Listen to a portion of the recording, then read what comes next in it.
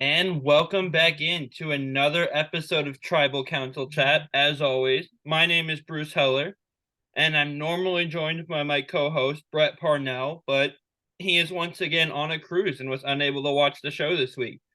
So if you've listened to the show, you know me and Brett met in a Facebook group called Survivor Fan Jury, and our guest co-host today is from that same group. So if you're listening from there, you probably recognize the name. Kyle Dorr is with us today. Howdy. Welcome, dude. What's up? It's been an interesting season, been an interesting episode to recap with you. So it's gonna be a fun time to say the least. Yeah, this was a wild episode. So before we dive in to the full recap, we normally start by sharing who each of our player of the week was. So who do you have for this episode? I mean, 100% has to go to D. Uh-huh. D Mine too. played this whole week perfectly. Like everyone was just playing terribly left and right. Like we're gonna go over because I feel like Yeah. everyone like just fumbled the bag each part of the episode aside from her. I think she played this off perfectly. So she's the only one I feel like is definitely the right person to pick for that. Yeah, and I texted someone after the episode. I don't remember seeing someone play this dominantly in a while. Like she Yeah. has pretty much everyone playing her game for her right now, and if they're not, they go. It's crazy. I've seen a couple of comparisons to Kim Spradlin for her, and Yeah. I can see a little bit of that, honestly. Like she has the numbers, she has full control of the votes every time she goes to tribal council, and really, she's only had one vote against her this entire game, and it was only a throwaway vote from Sean the night he quit. So Yeah. And the only person who's kind of mentioned wanting to go after her was Kendra, who then went home immediately.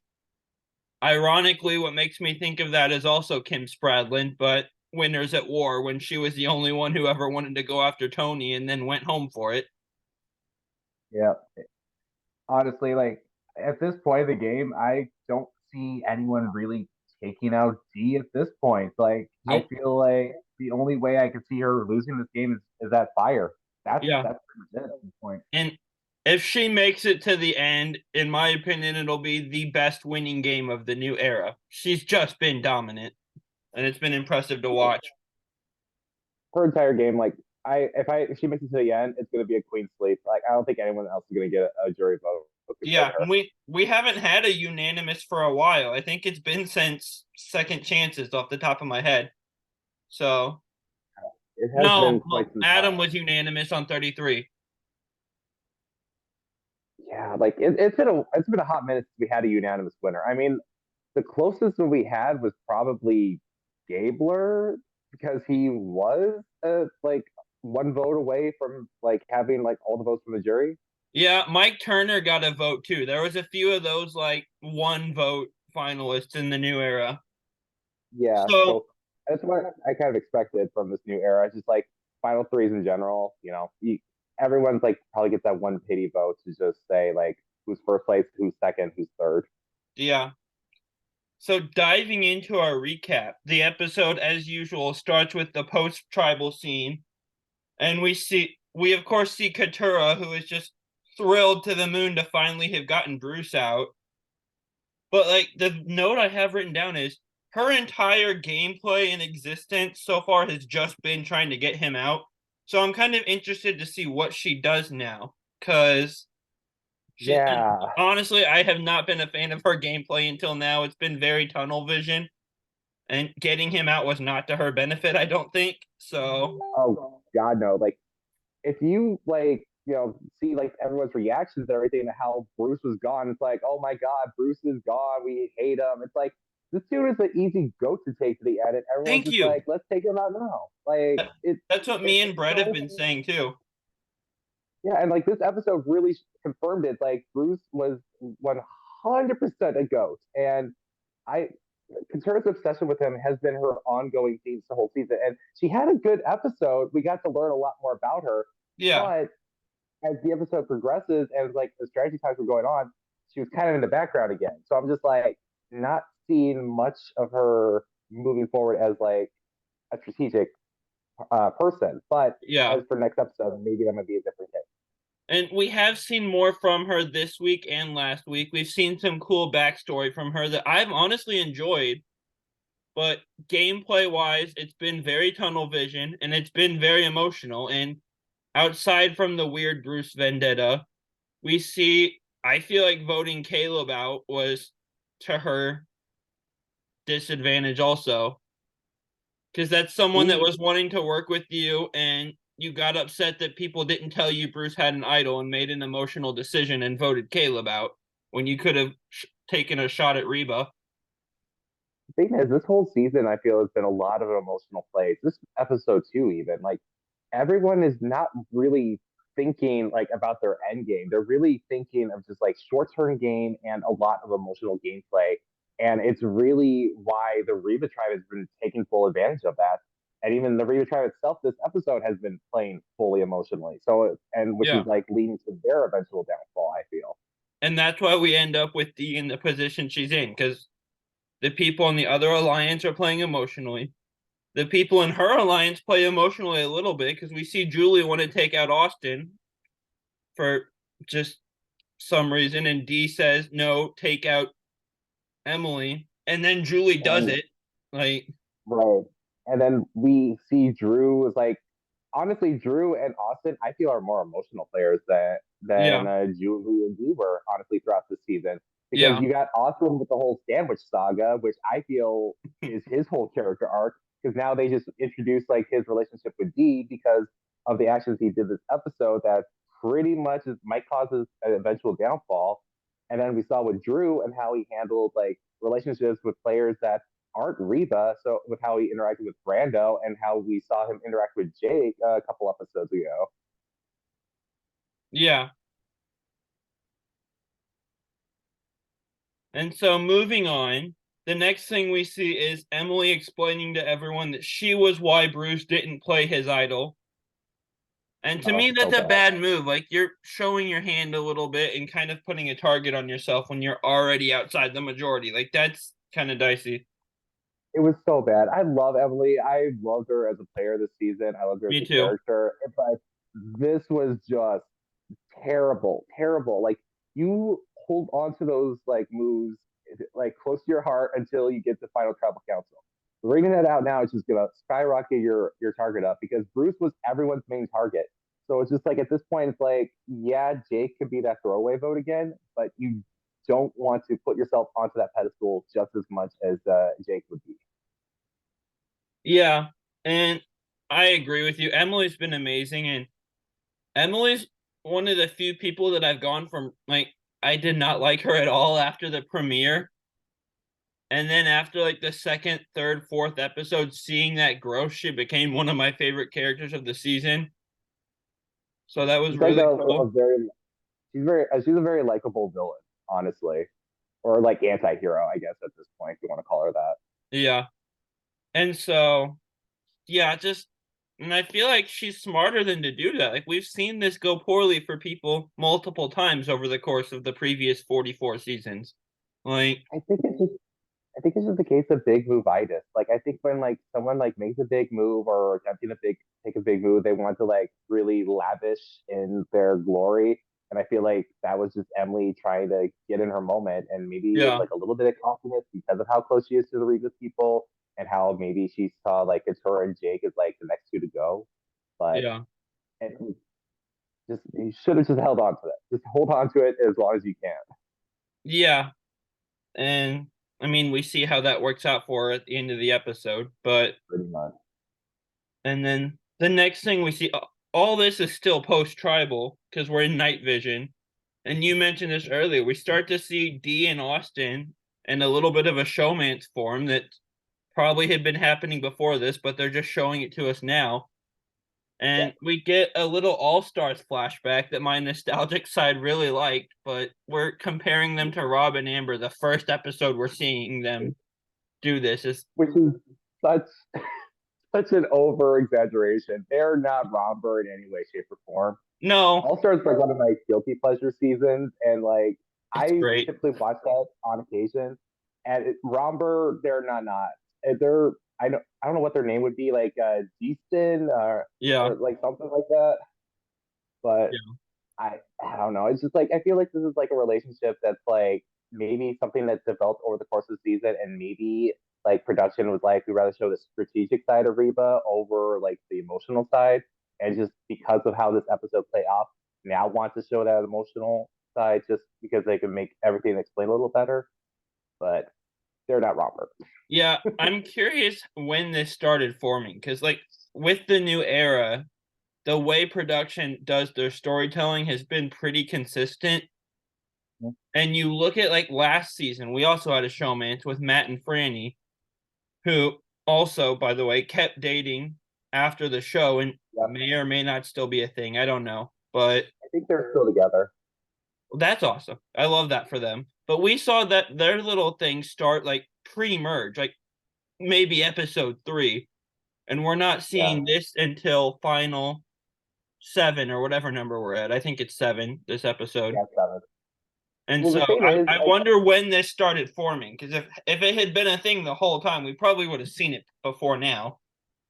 personally, I think it might have been post merge because of the whole Yeah, tribe swap. Like those two were separated, so I don't think they had much of that connection in the pre merge because Drew and Austin they were the only ones from Riva that got separated. So I don't think it would have connected as much at that point. But I think come merge, maybe they had some feelings for them, and then like reunited together. Maybe those feelings like really just blossom. Kind of like how like with Romper, where Amber was the only one that got switched to the Moga Moga tribe, like for the swap, and then like coming back together.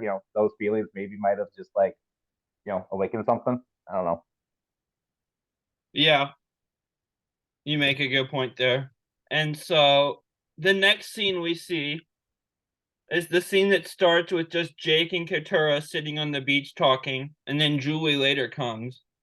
But I just what I one of the notes I found was I just think that Jake and Katurah together is a funny pair because they're two Yeah, people that like I've enjoyed them as characters.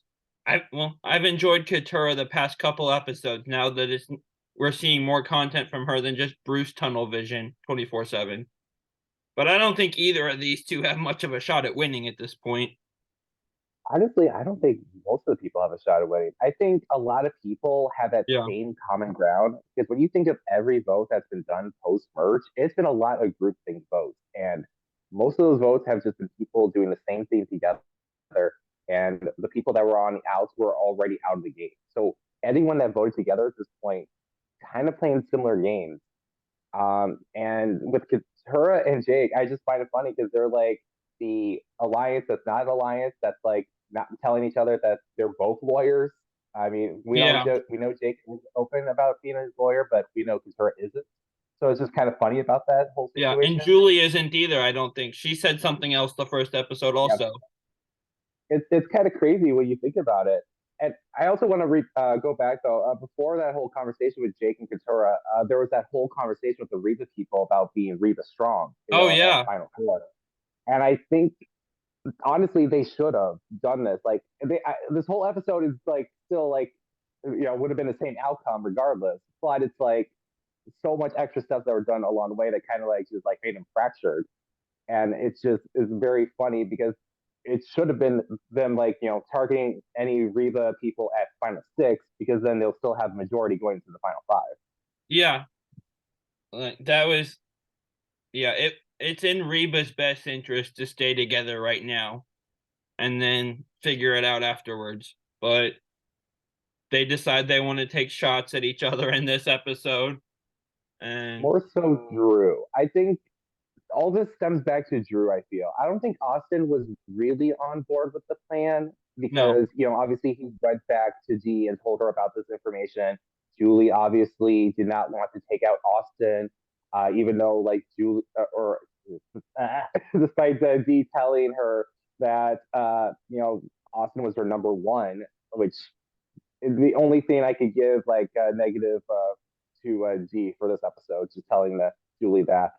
But this all comes back to Drew, and I think Drew is just like in that big move itis mode as well. And I Mm-hmm. think he's just like really like doing kind of like what Jesse did back in 43, where he like targeted his allies just one tribal council too early and ultimately caused his own demise. And I think this might be the same outcome. Yep, and a season I finished rewatching within the past couple weeks, 38, War Dog does that too, where Mhm. and I mean, I'm a giant Kelly Wentworth fan, so like seeing her go home was sad for me anyway. But that Right. wasn't a bad move. He just did it around her too early, and Yeah. then It's just showed his those hand, and then he was next. But it's just those big movitis like feels like I get like you're feeling like this is the opportunity to do it, but you got to like really ponder like the next mhm. few tribals after, and it's like you're thinking to yourself, is this going to benefit my game? Am I going to be safe? Am I not going to be in any contention to be the next one voted out? And If there's like a dash against any of those, don't do it. I'm also realizing this episode Drew doesn't have as good of a read on the game as I thought he did, because he makes a comment somewhere in here that Dee's threat level is going down, and I don't know how he's figuring that or calculating that, but that's absolutely not true. She's still running circles around everyone. I think that was Jake that said the line. I was rewatching that episode earlier today. I think he was the one that said it, Oh, but well, I someone might be said wrong. that, and I'm like, Yeah. someone said that, and I remember thinking, okay, they don't have as good of a read as I thought they did. But even then, if someone were to say like someone's threat level is going down, that should also like put like something in your head there, like thinking like maybe I should keep a little eye on that. If someone's threat level is going down when they're like up to begin with, that might say some things there on top of all that. And Yeah. for them to notice that but not act out on it, it's a little concerning, especially come like the voting time, like later in episode when we get into that. Yeah. And so moving on, because Zoom has us on a timer, unfortunately. Sorry, I lost where I was in my notes. That's all We good. get going back forward, but before we move on from the beach, we have a really powerful, cool scene of Katurah sharing her backstory, which is really cool. I'm glad we're finally getting content Yeah. from her other than the tunnel vision. And just learning about it, it is wow. Like learning that her family was in a cult, learning how she escaped the cult and like had like start her education like at age 13, 14. It's like, oof. And for her then today, like she like became a lawyer to advocate for oppressed African Americans. I mean, I have all the utmost respect for her. She is such an amazing person. I don't think Yeah, she's gonna win, but I think she's an no, amazing person. I don't think she's gonna win, and I don't really think she's had much of any gameplay other than one target the whole time. But such a cool, Yeah. inspirational story. I'm really glad we're seeing this from her. And she seems like a genuinely fun person. She, Yeah. I think at this point we're getting the false winners edit with her. I think she's going to be a finalist, and I think we're just like getting to understand her at this yeah. point of the game and just seeing why she's like in the final three, but not going to win. Me and Brett both said that last week that like there's been a zero vote finalist every new era season so far, and it might be her this. It's either going to be her or Jake. I have a feeling. Oh, 100%. And I'm upset about that because like start of the season, I picked my four people who I think could be in contention to win the season, and Emily was voted out, unfortunately, this episode, and Jake was like the last one left of those four. So I Yeah. don't think that's going to happen for me this year. But I usually pick a finalist for most No, part every season. So I picked a that, favorite. We each picked favorites based on like the preseason stuff, like Entertainment Weekly dropped the interviews and everything. And my friend Kevin usually laughs at me because like my preseason picks have not traditionally gone well. It was Sydney in 41, it was Justine in 43, and it was Matthew and Helen, I think, last season. But this season that's going well for me because my preseason pick from stuff was D just because I liked her answers. And she mentioned how big of a fan she was of Jesse, who is one of my favorite new era players and has Jesse's gameplay was incredible. So that's going well for me so far as a preseason pick. yeah, she was up at number five, and then like a couple of others. Like I had Jay Maya. I thought she was going to be Yeah. interesting if she were to make a post merge. Sadly, no. And then I forget his name. I think Caleb, the last of the Lulu people, along with Emily. I think that was his name. Yeah. Yeah, that was like my four that I picked, and like all four of my picks made the merge, so I'm happy about that at least. Yeah, it's better than I usually do. And so next thing we see is we have a boat arrive at camp, and we learn that one person must go on a journey. And we see a confessional of Jake saying that he wants to go on this. He's feeling vulnerable and wants a shot at this. The group as a whole decides to draw rocks, and it ends up being Emily, who seems not thrilled to go. Which is, I can understand the play in it. Going on these journeys, typically people are either going to like lose their vote or they get a good advantage in the game. And with Emily's status in the game right now, it's like, yeah, she's working with the Reba people, but it could easily just like turn against her. So I can understand her pleading that, and I can understand her decisions as that journey went on. Yeah. And so we will get back to her journey, but the edit jumps back to camp where we see Julie has decided that she's going to hang on to this idol that Austin gave to her. And so, what are your thoughts on this move? I mean, Austin didn't go out of his way to get the idol back, so I Uh don't huh. blame him for holding on to it. I saw a post from Jesse on Twitter where he was just like, "You always got to get the idol back." Granted, I'm not a big Mm-hmm. fan of giving people idols in this new era. I feel like people are being too trusting with that stuff, as we saw tonight. And Yeah. what I feel is like, knowledge of power maybe being a dead advantage at this point in the series because of how it failed a couple times. I don't see the need of giving it to anyone at this point. Yeah. Well, it's funny that you mentioned that because I was about to say this.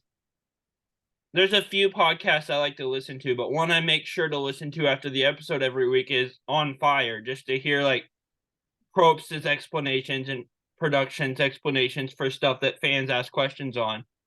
And he has said both on this season and last season that he's a fan of knowledge is power.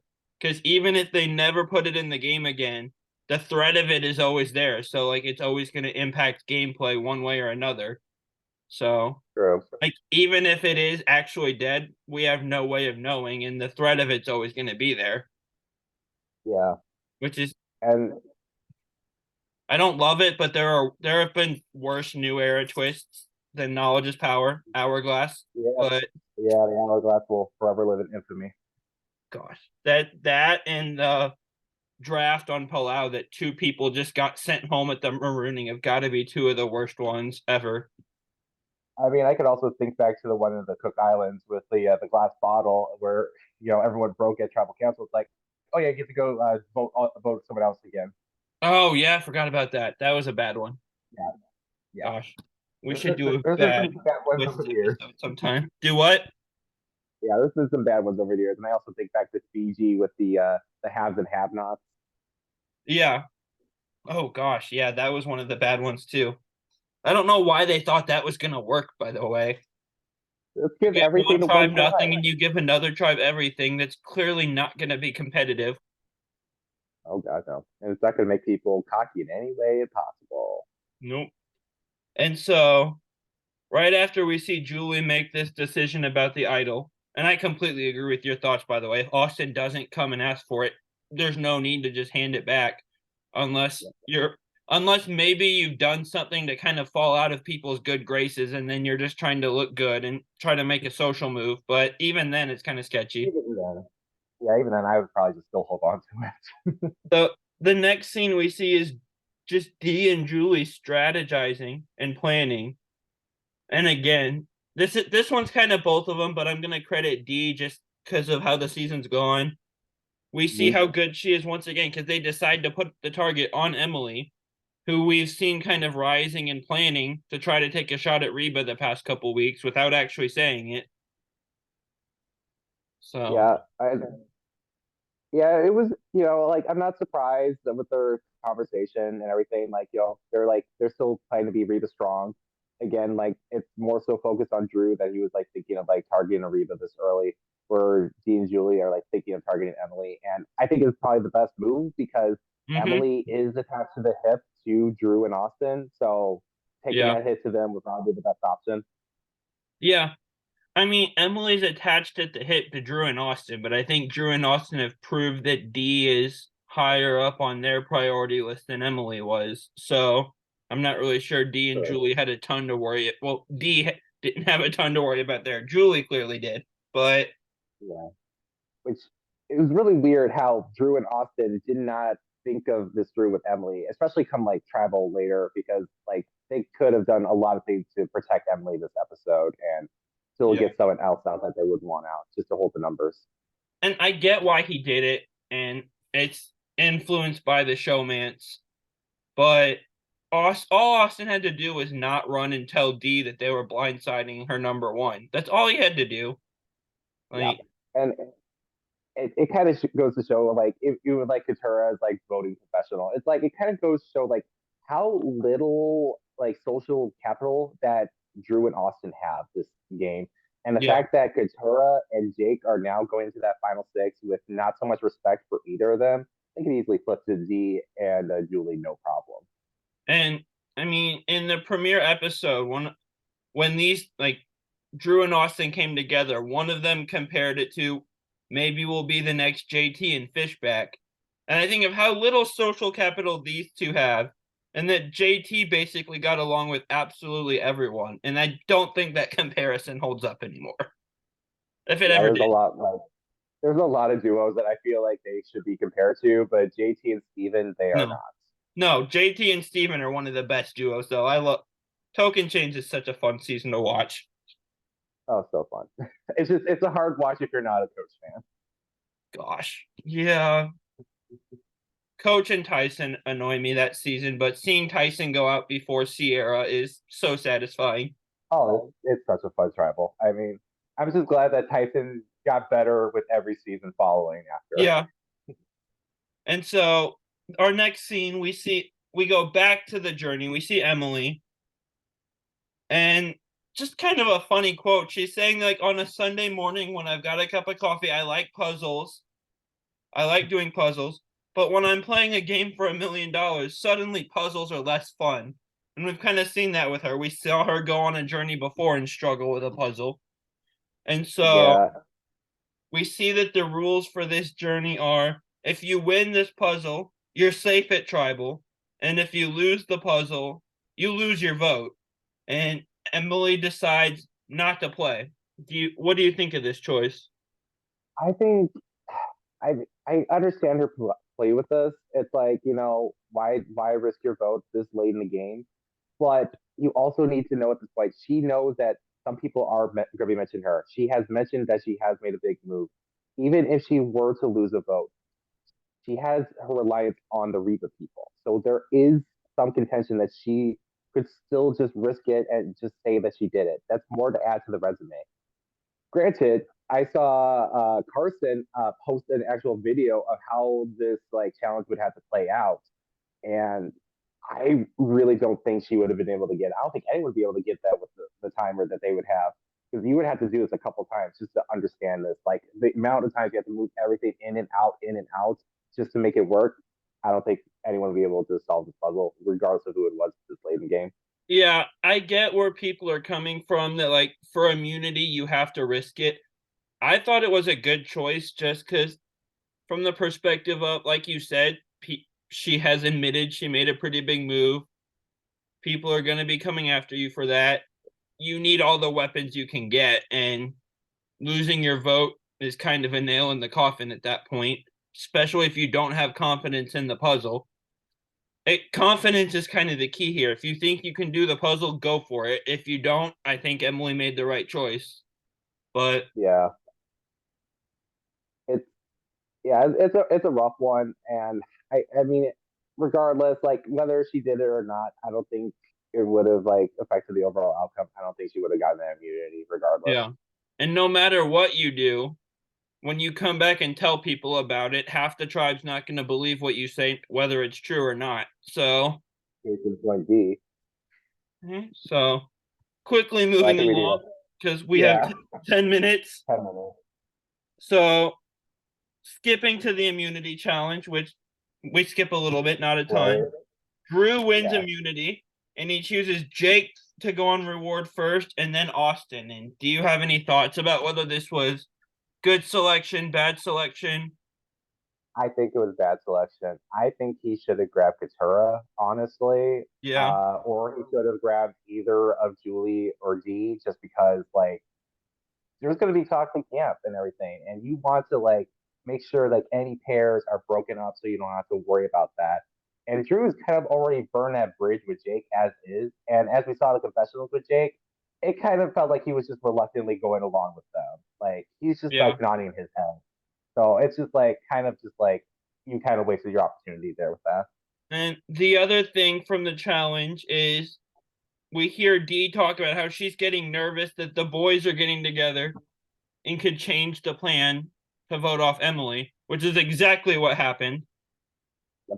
And so we return back to camp, and not a super important scene, just something I thought was funny. Is we have this scene with all the girls hanging out in the water talking. Oh my And god, it's it's one of so the most awkward. awkward things I've ever seen because Yeah, two of them know that they're the two targets, and the other two know that everyone knows whose side everyone's on, and none of them want to talk about it. yeah. Everyone's just looking at their buff like, oh, this was made out here. Oh wow, like It was that's great. so awkward. I was cringing. I was cringing and laughing at the same time, if that's possible. So, like I said, the boys at Reward hatch a plan to blindside Julie. When the boys get back, Austin runs to Dee and tells her that plan, which we talked about a little bit. And we see Dee say, I love Julie, but I have to hide that right now because my feelings don't matter, which is a great line because it just shows that like you can't show how attached you really are to people. It's Yep. I'm kind of reminded of Heroes versus Villains when Danielle sits at Tribal and goes, I'm closer to Parvati than you think, Russell, and everyone's ears go up. I was also wanting to bring up with that how it kind of reminded me of Micronesia with the Aussie blind side and how Mhm. it could have easily been ruined had Parvati told either James or Amanda the situation because of how Yep. close she was to them.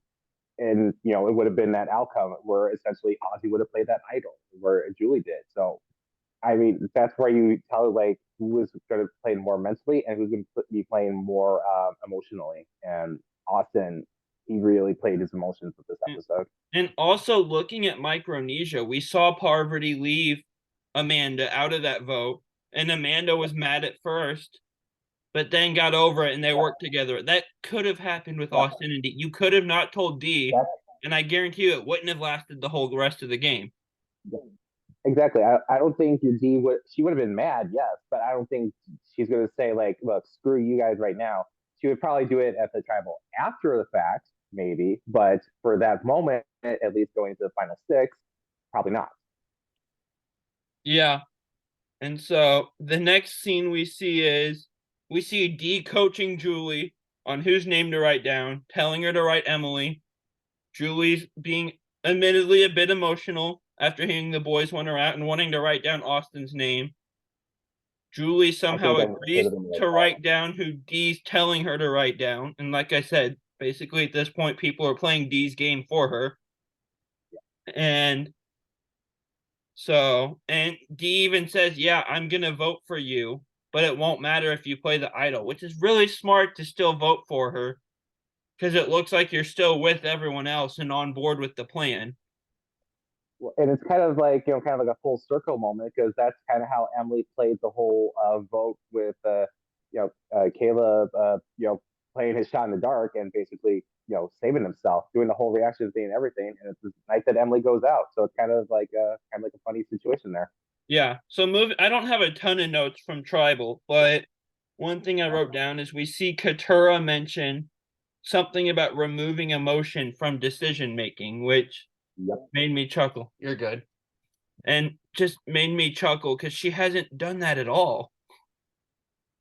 It's it's the pot calling the kettle. Yeah. It's the same scenario there, and I do find it funny in her confessional to Austin, like you better hope that your emotions didn't screw this vote up, which you know Yeah. Her emotions have kind of sunk her game already. So, and I don't want to keep taking shots at Katurah. She's really awesome. And we've now that we're finally seeing storyline from her, I really like her and impressed by all she's overcome.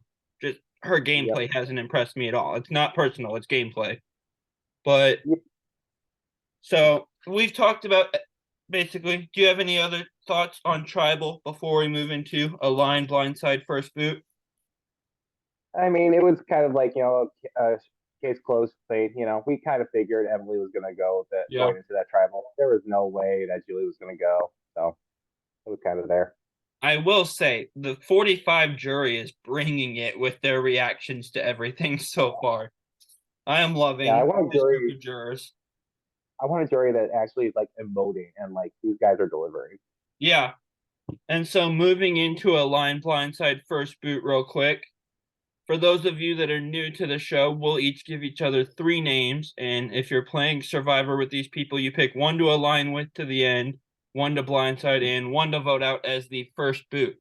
So I have 3 names that, knowing you are also a fan of Big Brother, 3 Okay. names from the season that just ended recently, which I am not a huge Big Brother person. I watched the first 2 weeks of this season, then I moved Yeah, back to my dorm at college and just kind of lost track of it. you But made the you right choice. have America Lopez, Corey Wurtenberger, and Felicia Cannon. Ooh, I mean, first boots, probably Corey, just because of the Wurtenberger Yeah, curse. he's great. Um, yeah, he's an amazing person though. I do love him.